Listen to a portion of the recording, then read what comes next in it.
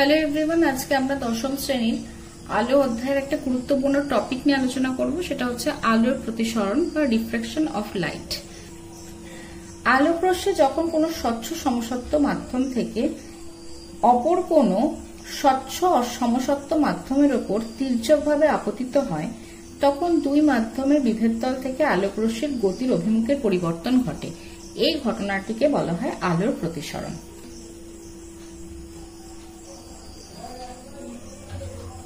এই ঘটনাকে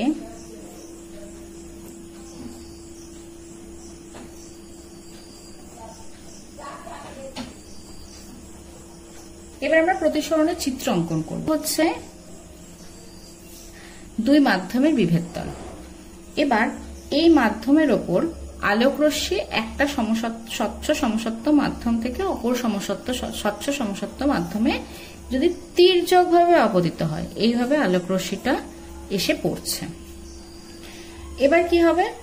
আলোক রশ্মিটা দুই মাধ্যমের বিভেদতল থেকে আলোক রশ্মির গতির অভিমুখে পরিবর্তন ঘটে। তার মানে কি, আলোক রশ্মিটা যদি এইভাবে পড়ে, তাহলে আলোক রশ্মিটার বেরিয়ে যাওয়ার কথা কোন পথে? এই পথে আলোক রশ্মিটার বেরিয়ে যাওয়ার কথা। কিন্তু দেখা যায় আলোক রশ্মিটা হয় অভিলম্বের দিকে সরে যায়, না হলে অভিলম্ব থেকে দূরে সরে যায়।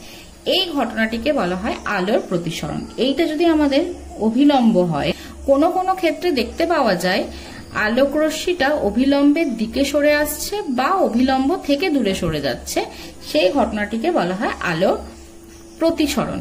তাহলে প্রতিসরণে কি হচ্ছে? আলোক রশ্মি আপতিত হচ্ছে দুই মাধ্যমের বিভেদতলের ওপর, এবং বিভেদতলের ওপর আপতিত হয়ে বিভেদতল থেকে আলোক রশ্মির গতির অভিমুখের খানিকটা পরিবর্তন ঘটছে। এই ঘটনাটিকে বলা হয় আলোর প্রতিসরণ। এবার কোনটাকে কি বলে সেটা আমি বলছি। এটাকে বলা হয় বিভেদতল, দুই মাধ্যমের বিভেদতল। এটা হচ্ছে অভিলম্ব, এটা হচ্ছে আপতিত আলোক রশ্মি,